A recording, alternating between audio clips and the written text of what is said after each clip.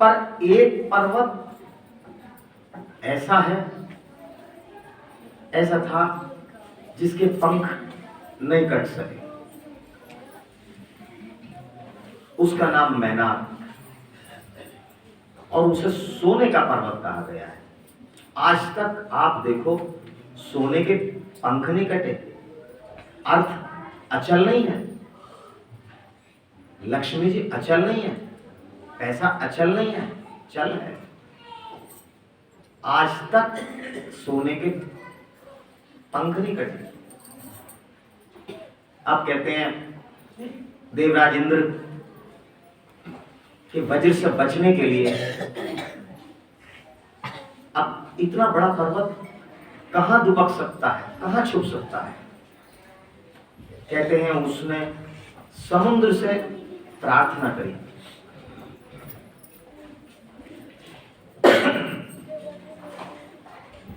कि समुद्र हमें अपने भीतर छुपा लो, वरना इंद्र का वज्र जो है हमारे पंख काट देगा।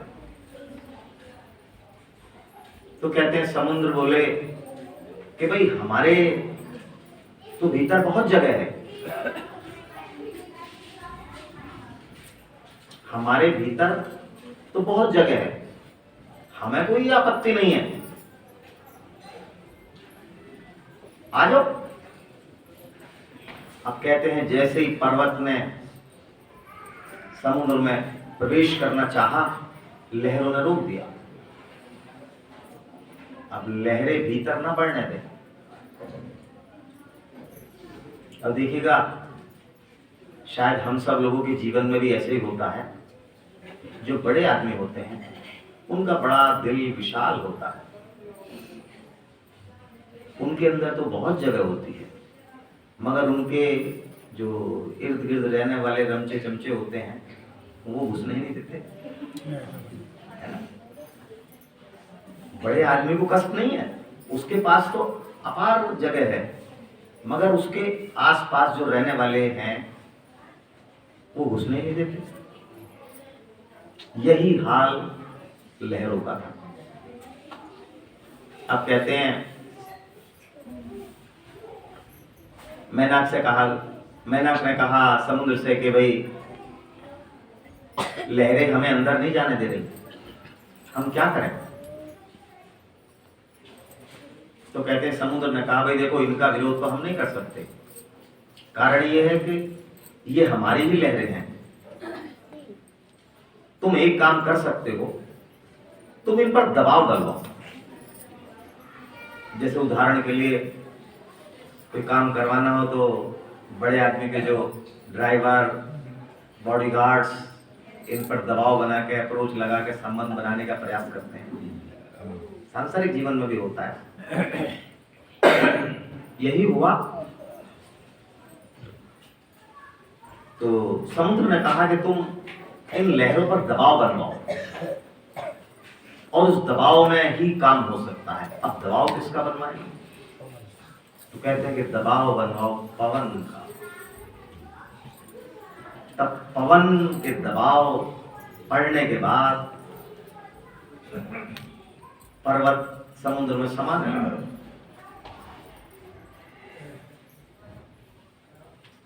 समुद्र में समाने लगा तो पर्वत समुद्र में समा गया। इसीलिए समुद्र ने कहा कि मैनाक, तुम पर पवन का ऋण है, आज तुम उस ऋण से पूर्ण हो जाओ। देखिएगा, ये बात सांसारिक है। दो शब्द होते हैं, एक कृतज्ञ, एक कृतज्ञता। कृतज्ञ वो होता है, आप किसी को अगर एक गिलास जल पिलाओ तो उसकी इच्छा ही रहती है कि जब तक मैं इसे एक गिलास दूध ना पिला दूं इस बदले में, तब तक मैं इसका कृतज्ञ रहूं। अब दूसरा ही जो है, आप किसी को एक गिलास दूध पिलाओ तो उसकी इच्छा ये रहे कि भाई दूध तो पी गया, गिलास भी ले जाऊं तो ये स्थिति दूसरी है। तो समुद्र कह रहा है कि तुम कृतज्ञता दिखाओ। मैनाक और इस समय पवन के पुत्र भगवान राम के दूत के रूप में जा रहे हैं, तुम उन्हें अपने ऊपर विश्राम करवाओ, जिससे तुम उनके ऋण से पूर्ण हो जाओ। अब कहते हैं ये बात सुनने के बाद मैनाक पर्वत प्रकट हुआ और हनुमान जी से कहा कि पवन पुत्र, आप यहां विश्राम करिएगा। अब देखिएगा, हनुमान जी जा रहे हैं सीता जी को खोजने। हनुमान जी जा रहे हैं भक्ति को खोजने। हनुमान जी जा रहे हैं शक्ति को खोजने। हनुमान जी जा रहे हैं ध्यान को खोजने, आध्यात्म को खोजने। अभी हम लोग के साथ अगर ऐसा हो, हम लोग अगर सत्संग में आ रहे हो, ध्यान के लिए आ रहे हो, और कहीं अगर 50 ग्राम सोने का टुकड़ा पड़ा हो तो क्या टाली भाई लोग देंगे, भाई अभी मौका मिलेगा तभी खाएंगे, सत्संग बाद में हो जाए। पर हनुमान जी ऐसा नहीं सोच रहे। हनुमान जी भाई किसी को भी अगर सोने का पहाड़ मिल जाए, कहां उसकी हिम्मत होगी जाने की। बस सब तो जीवन यही समाप्त होना चाहिए, सभी की इच्छा ये होती है। मगर हनुमान जी कह रहे नहीं, वो बोले कि मैनाक, मुझे यहां नहीं रुकना है, मुझे यहां नहीं रुकना है, मुझे सत्य की खोज में जाना है। हमें सत्य की खोज में जाना है, हमें ध्यान की खोज में जाना है, हमें उपासना की खोज में जाना है, हमें ज्ञान की खोज में जाना है। तुम हमें रोकने का प्रयास न करो।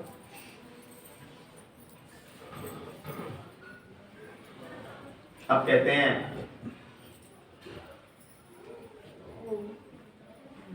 मैनाक बोला कि महाराज पवन पुत्र, मैं सोने का पार्वत हूं, मैं सोने का पर्वत हूं। आप कुछ देर तो रुक सकते हैं। तो हनुमान जी बोले, वैसे ये बात हमारे गुरु भगवान भी कहते थे, धन को लेकर हमारे समाज में दो अतियां हैं। एक धन को छोड़ते नहीं, एक धन को छूटते नहीं।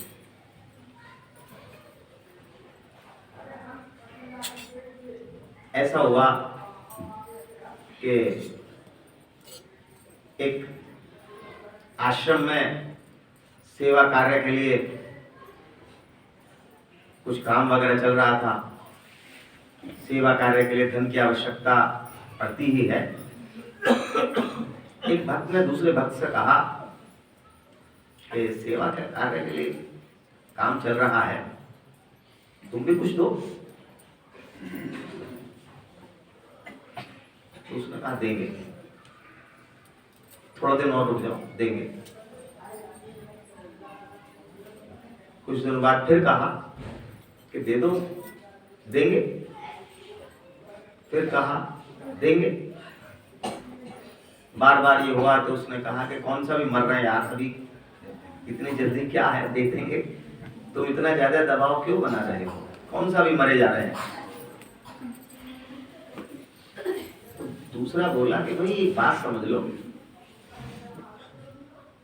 जब तक तुम मरने वाली स्थिति में होगे तब तक क्या तुम्हारे पास ये धन रहेगा, तुम्हें पक्का पता है। तो बोले हाँ यार, जितना देना है इतना धन तो मेरे पास 24 घंटे मिल ही सकता है। अब कहते हैं अचानक ये हुआ, एक दिन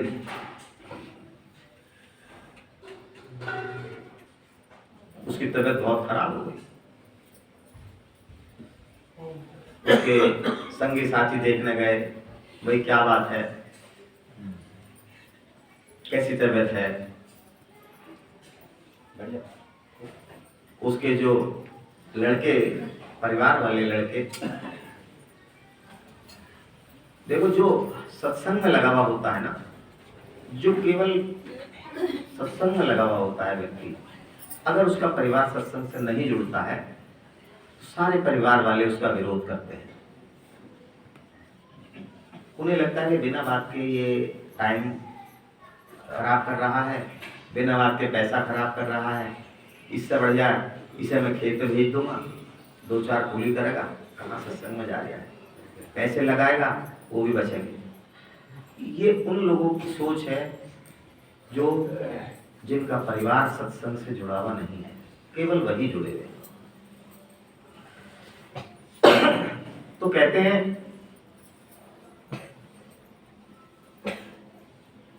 उन्होंने कहा उसके लड़के से कि भाई तुम्हारे पिताजी कुछ पैसा वगैरह दान करने के लिए बोल रहे हैं।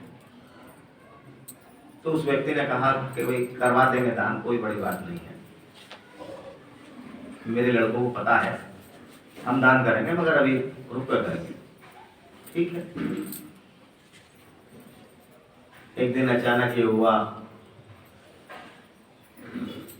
उसकी जीवन का अंतिम समय और बोलचाल बंद।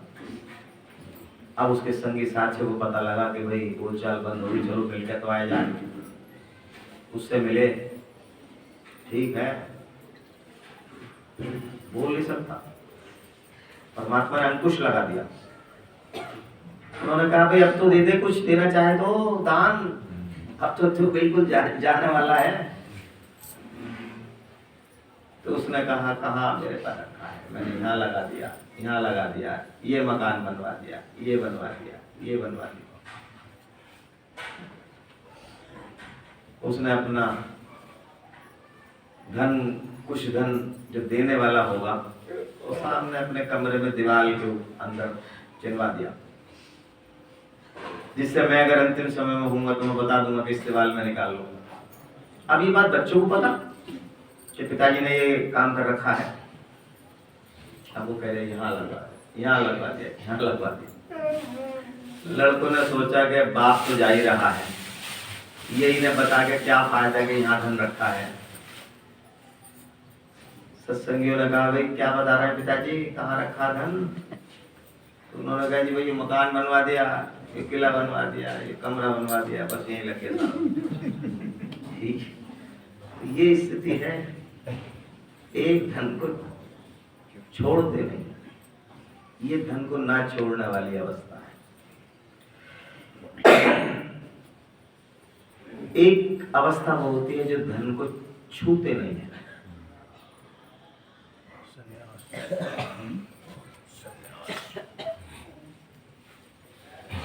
आप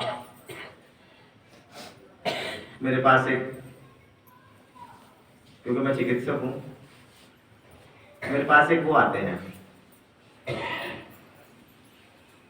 एक नागे बाबा आते हैं। मुझे शौक है बहुत ज्यादा, इन लोगों से काफी समय से शौक है। जब से मालिक को पता लगा कि मुझे थोड़ा सा इनका ज्यादा शौक है, तो उन्होंने मेरे से प्रतिबंधित कर दिया कि ज्यादा तुम इनके संपर्क में ना हो। तो मेरे पास वो आते हैं नागे बाबा, तो मैं उन्हें कुछ जो कुछ खाना खिलाना होता है कुछ खिलवाया, जो कुछ उन्होंने चाहा, तो मैं पैसे उन्हें देता हूँ तो वो पैसे पकड़ते नहीं। मैं लो कुछ ले लो, वो ना ना ना, बस मेरे जो अंगूठा डाली इसमें रख दो, बांध दूंगा, मैं बांध के ले जाऊंगा। अब मैं सोचता हूँ वो छोड़ता नहीं है, ये छूते नहीं, क्या वो धन खोलने के बाद वो छूते नहीं होंगे? यह परमात्मा का बनाया हुआ विधान है